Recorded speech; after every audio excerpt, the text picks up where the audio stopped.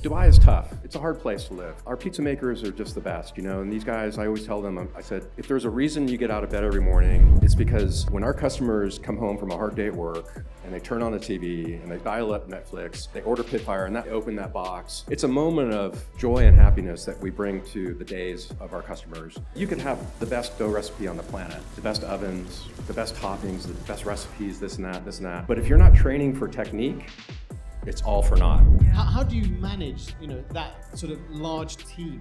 It's a process. We have really good systems in place. If they want to go up, they can. They just need to show that they can and show that they're good. And then we promote exclusively from within.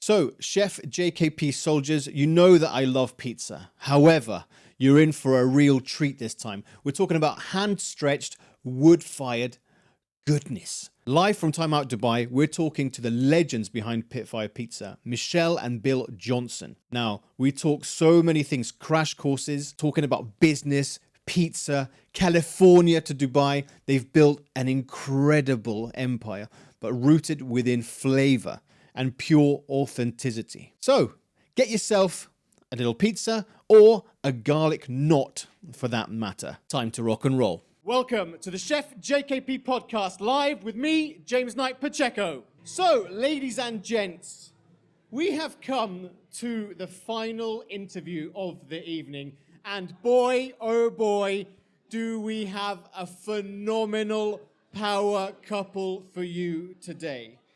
Please can you give a huge time out round of applause to the owners, no less, of Pitfire Pizza, Michele and Bill. So, just to let everybody know, this is the second time that we have interviewed Michele. So, a very warm welcome back, Michele, on the Chef JKP Podcast. Thank you. But now it's my turn to have a chat with Bill. I'm extremely excited to have a chat with Bill. So, both of you, again, thank you very much for being here. Now, the first question, Bill, I'm going to go straight to you. Now, a little birdie told me that since you were a teen, you always loved pizzas. Now, can you tell me the catalyst? What was it about pizzas that you loved so much? Well, thank you, James, for having us. I appreciate you taking the time to bring us in today. It's nice to be here. It feels like I'm on Wayne's World or something. It started for me, I'm 60, and it started for me probably when I was 5 years old. My grandfather, my grandparents on my mother's side immigrated to America in 1918, and my grandfather was from Germany, and my grandmother is from Austria. And my grandfather was a German baker in New York, and when I was 5 years old, we'd spend our summers with them.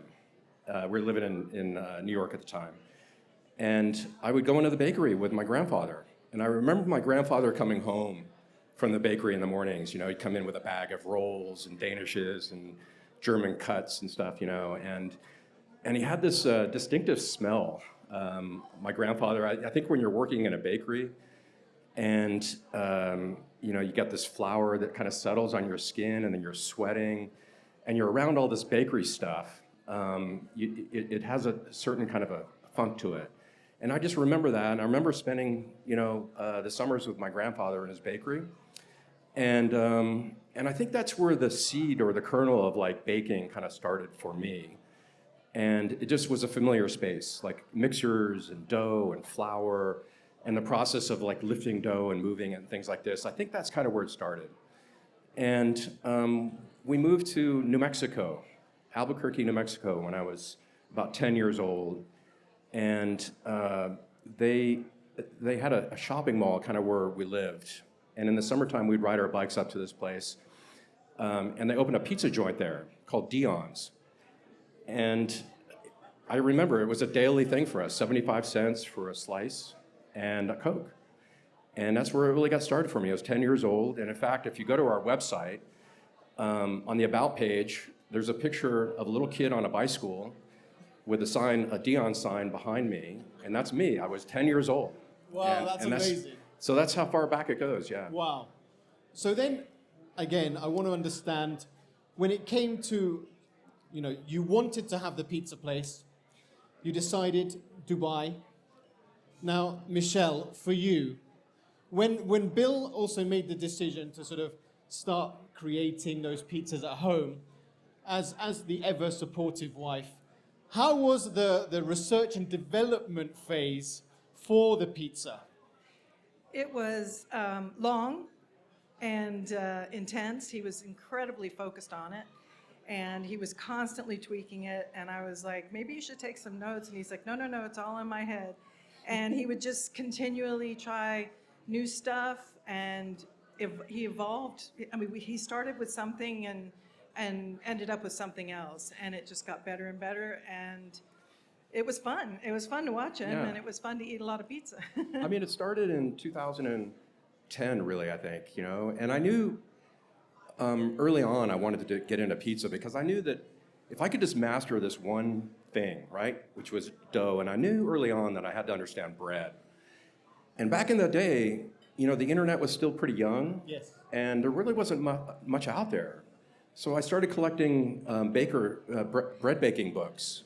And I still have a library of 20 different books, and that's where I learned about yeast and water and flour and what happens there, and that biological process begins. And so it was just this long, probably an 8-year learning curve for us until we got to this finished crust that we have right now. So it took a long time. No, because when I think about Pitfire, I mean, everybody loves it. Let's not lie to ourselves. Everyone loves it. It's an incredible brand. Phenomenal flavors, beautiful produce.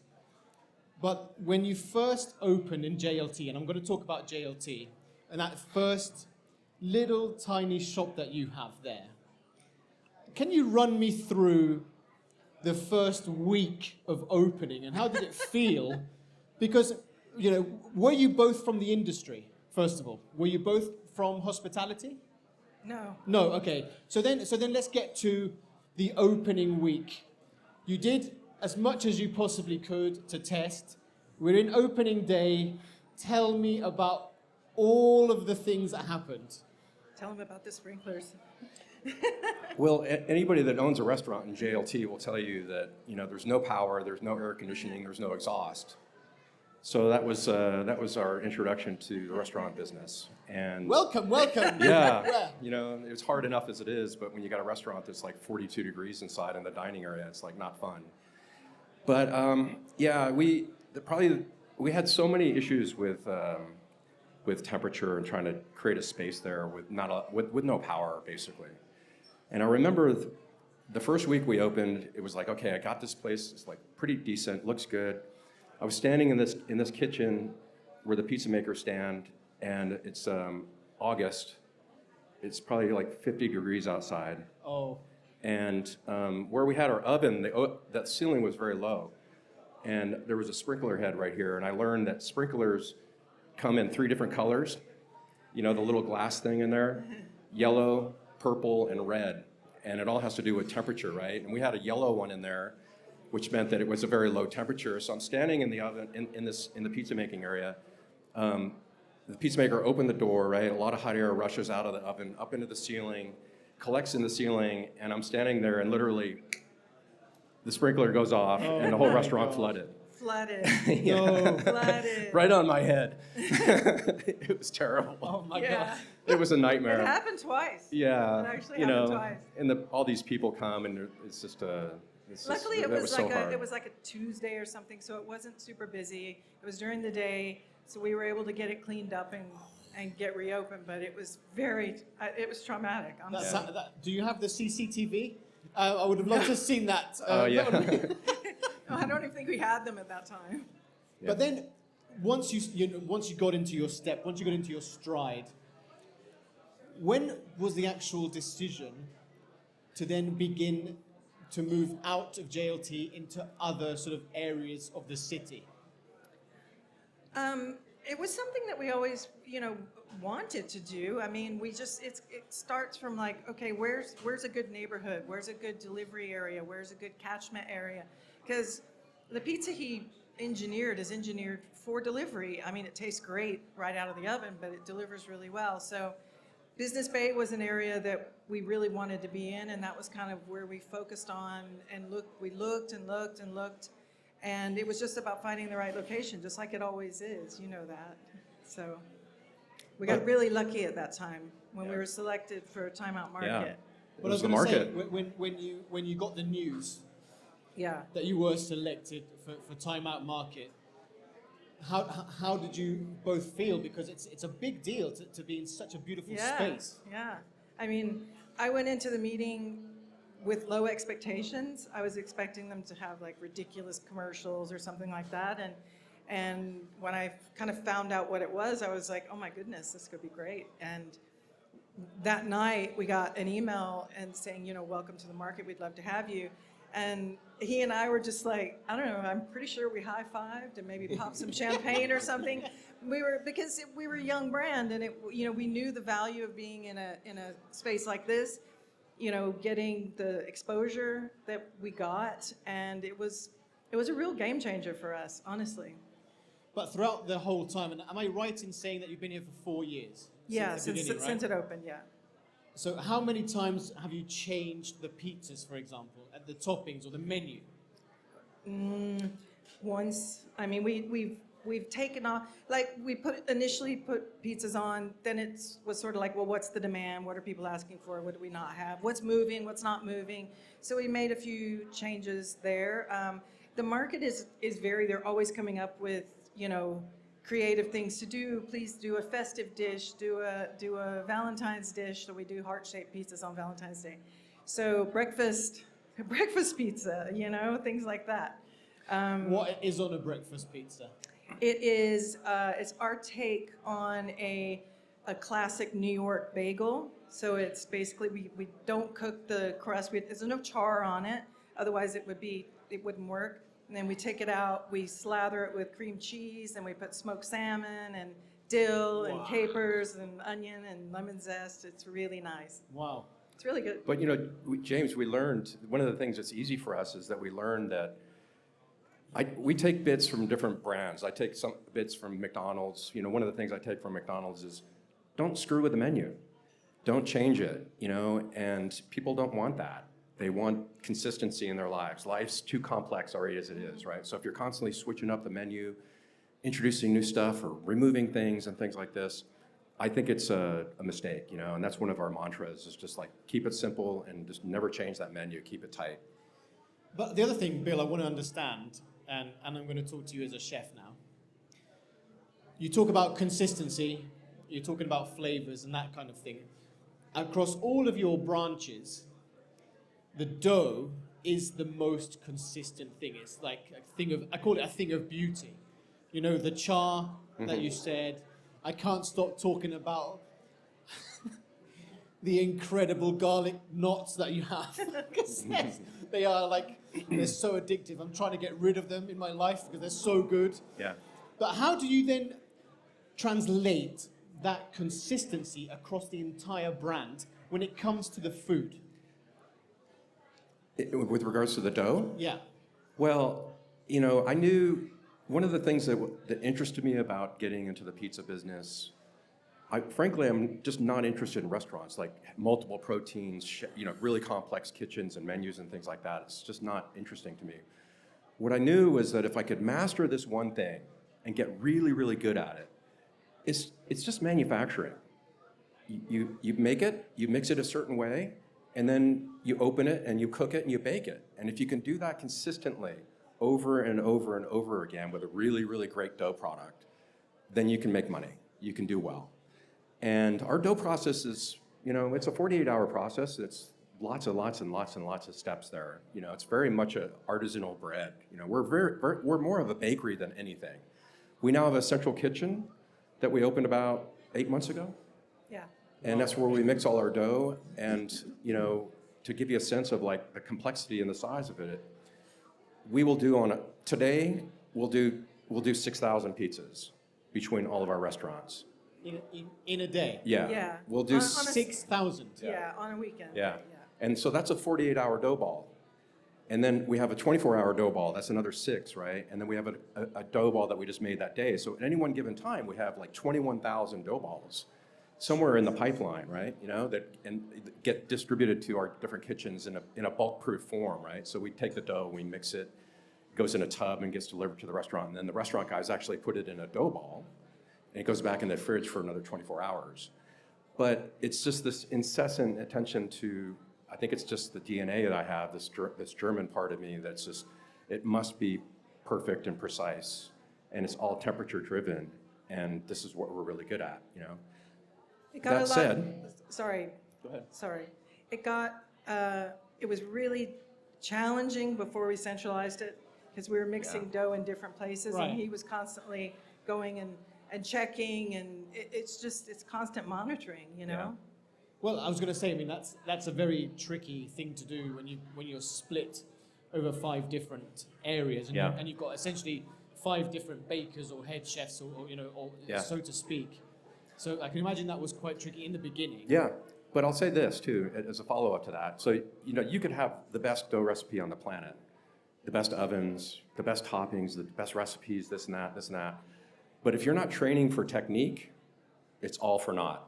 So we spend a ton of time. We have actually a WhatsApp group called Info for Pizza Bakers. We spend an inordinate amount of time training how to handle the dough, how to open it, what temperature, how to top it, and how to produce our product. And this is something that's so important in the pizza business, is that training part of it, And how many pizza makers do we have now? We have like 140, I think. Yeah, 140 pizza makers. Yeah. That's It's amazing. it's like a brotherhood. Yeah, I was going to say, Yeah. how do you get in? Is it like Yeah. Fight Club? You don't talk about it? Yeah. No, we don't. It's they all just hail King Bill. Yeah. Yeah.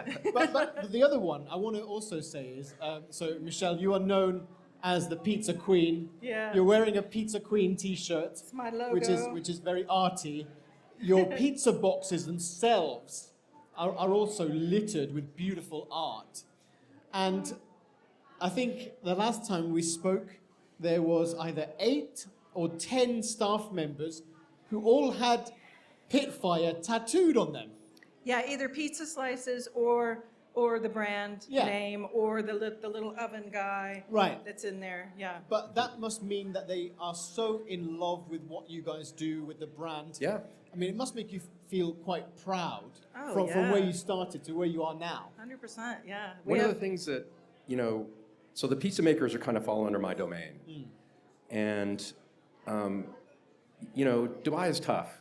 It's a hard place to live, right? And our pizza makers are just the best, and these guys, I always tell them, I said, if there's a reason you get out of bed every morning, it's because when our customers come home from a hard day at work and they turn on the TV and they dial up Netflix, they order Pitfire and that box comes and they open that box. It's a moment of joy and happiness that we bring to the days of our customers. And I really, really force that. I really try to explain this to them so they understand that they are impacting the well-being and the happiness of the people in Dubai by bringing them inspirational food, No, much the same. And I was going to say also with the front of house team that you have, they're also working extremely hard also in your locations here, as well as what you have in Dubai Hills. Yeah. How do you manage that sort of large team?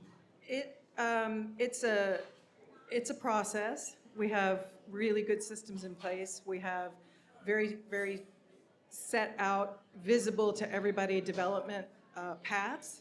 So, everybody knows that if they want to go up, they can. They just need to show that they can and show that they're good. And then we promote exclusively from within. We rarely hire outside unless it's for entry-level people. We basically, we empower them. We empower our store managers to manage their teams. Our store managers are incentivized. Our teams are incentivized. It's a trickle down type of a thing that starts with our operations director and then our operations manager and then the store managers, and they all run their business as if it's their business. They have KPIs, they know what they are, they know how to control them, they hit them, they get their bonus. So they're very empowered and they're happy. They're like our kids, we treat them like family. They know it, they know they've got a really healthy, good work environment, and that means a lot. And we never lose an opportunity to remind them of that. And we have very little turnover, very little.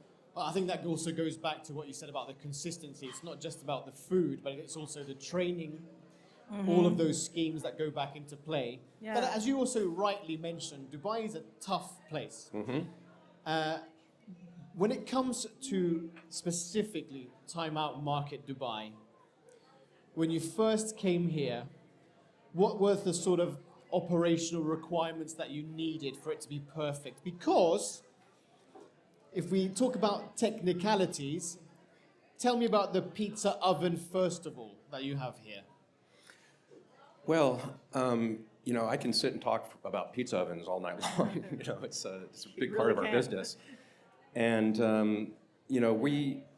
if I can just digress for a second, last year we for a long time we were baking with gas ovens, these American Baker's Pride ovens, and 2 years ago we spent about $400,000 and converted all of our ovens to electric ovens, and that was like going from like a 1978 Volkswagen bus to like a Tesla, in the ability to control temperature and recovery and all these other things. This oven is from a company, and I wanted this oven because I wanted a show oven. This is from a company called Woodstone in California. And it's got great bottom heat, and it's got the fire in the back, but really it's the bottom heat. So it's an oven that bakes in about 7 minutes. Our bake time is about 7 minutes. So our style is we bake longer at a lower temperature. And our pizza's engineered to look kind of like a Neapolitan pizza. So it has the visuals of Neapolitan pizza, but it's more of a cooked through product. Some people call that neo-Neapolitan, but we're more of our own style, frankly, which is hence the name, New York meets Neapolitan.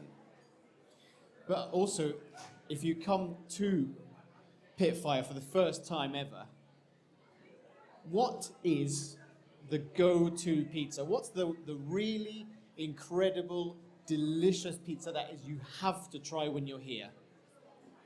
The Bill Special. Okay, so what's on the Bill Special, please?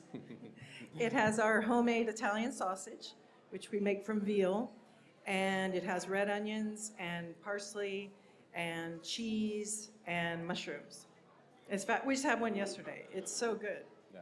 And pepperoni is our top seller. Okay. The pepperoni, the margarita, the truffle, those are our three sort of top sellers because they're the most familiar. Yeah. The Bill Special is a sausage pizza. Our sausage is really nice. We put a lot of attention into it, and it's just it's a gorgeous pizza. Our Italian sausage, if you guys haven't had it, it's just we put so much energy into getting that right, and it's so flavorful and juicy, and it's just balanced. It's really good stuff. It's very high quality, very expensive. Yeah. So Bill Special. Bill Special. Done. Garlic knots, 2. Number 3, I heard the Truff Daddy is pretty good.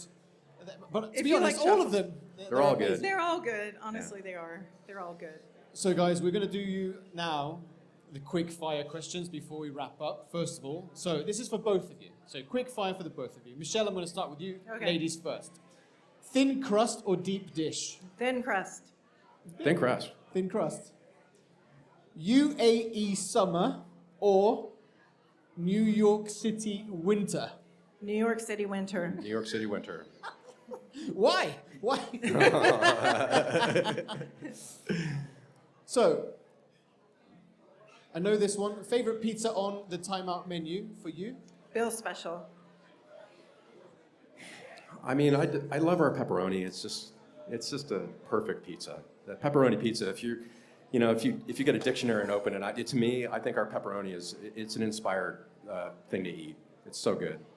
So out of the two of you, I'm interested to know, who is the biggest sort of pizza perfectionist? Is it Michelle or is it Bill?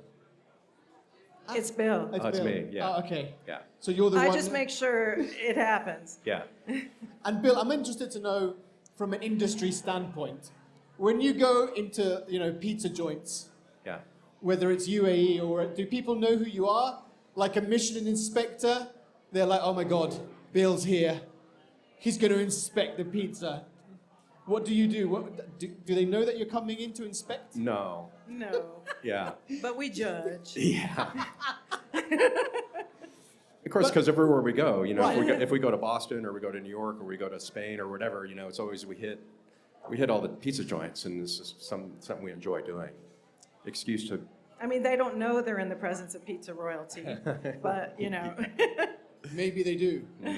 But the thing is, I think now, and you can see it across Netflix, Chef's Table, has done an extensive docu-series about the world of pizza, and there's also top 100 pizzas of the world, which you guys are in. I mean, it's just incredible.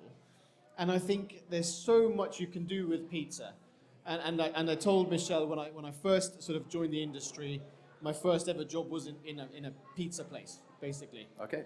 So I loved the heat and the pace and playing with the dough and all those sorts of things, but understanding that a pizza can cook in 3 or 4 minutes. You start off with something very raw, yeah. and then it cooks in 3 or 4 minutes, and for me, you're delivering happiness, right? It is a weakness. So that's the thing is I'm trying to wean myself off. It's very difficult though, especially when you guys come are in town. on. It's very Treat difficult. yourself. It's very difficult. Now, for you guys, you're already an incredibly established brand. What is the next big thing for you guys? Do you want to go international? Because there's a lot of restaurateurs nowadays, especially from Dubai, brands that are taking their homemade brands, taking them abroad. So is that something that you're looking to do? I think our journey has been just very organic. We take it one day at a time. We don't really think too far into the future. We're opening 3, maybe 4 new locations this year, which is a lot. That's a lot. That's a lot. Yeah, and including one in Abu Dhabi, which we're very excited about. And so, that for us, it's just about getting that done and getting it right. And if the right opportunity comes along, we'll evaluate it and see. But it's not something that we're, manifesting or anything like that. It's just, we just sort of take it day by day and do what we feel is right. And for you, Bill, where do you see the brand in 10 years' time? Well, I mean, can't answer that question, but I went from the day that we opened this business, the plan was always to not build a restaurant, but to build a brand, and a regional brand, an independent regional brand, which didn't exist when we got started, and that was our, find a niche and fill it is kind of one of the golden rules of being an entrepreneur, and we're just, like Michelle said, I think we're just letting it grow organically, we wouldn't be opposed to, moving into Asia or to parts of Europe or the United States or something, I guess. It's about finding the right partner, Yeah. and we get approached a lot, and you just have to vet each of those things, and so far nothing is fallen out at the bottom, but eventually something will.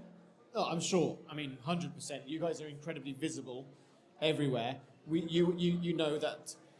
It has a potential. Dubai is the gastronomic capital of the Middle East. Yeah. People come, they see, they understand what's going on, not just in the terms of fine dining space, but everywhere and everything that we do within terms of gastronomy. And you guys are certainly up there with the very best concepts that we've come up with already, Thank you. Now, and we have a lot of chef listeners, restaurateurs, especially young restaurateurs, what advice would you give them if they wanted to open a food business, a restaurant or an outlet in Dubai? What's the one piece of advice that you'd really ask them to listen to? I'll let you answer that. Well, I mean, if it was a pizzeria, I would say, for pizza, it's an industry. So know your regional style. What I mean by that is, like, in the United States or North America, there's 22 different regional styles. I don't know if you guys are aware of that. In Italy, there's 8, okay? And, pizza in southern Germany is different than it is in northern Germany, and southern France is different than northern France. So know your style, number one, which then dictates the type of oven that you're going to get, and get really great at that particular style, and understand understand that pizza it's an industry. It's a $50 billion business in North America, and I think it's about same in Europe. So, probably a $150 billion business globally. So just know your segmentation of the pizza market, know the pizza styles, know your oven technologies, and then you know where you are and where you fit into the industry. Well, Michele and Bill, I have to say, it's been incredible to have the two of you together.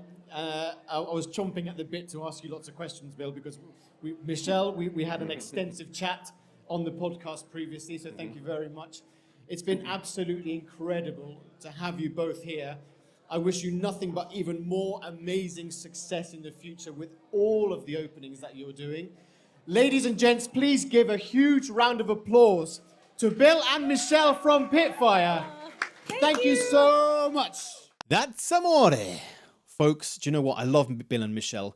They are proof that when it comes to loving what you do, you can really make a huge success out of it. And I absolutely am a huge fan of Pitfire Pizza. And I just love the passion that they have, not just for the brand, but also for the team. Don't forget, make sure wherever you are, if it's Time Out Market Dubai, or whether you're stopping by or getting a Deliveroo, my goodness, my weakness are those ridiculous garlic knots. I love them so much, really. I think I'm going to start, putting shares in that place. Anyway, as always, everything will be in the show notes for you to just do a little click follow. And don't forget, we're also on YouTube. It's really important that you just press subscribe, as it helps to grow the show in so many ways. And you've managed to stay to the very end of the show. Thank you so much. So until next time, food is memories.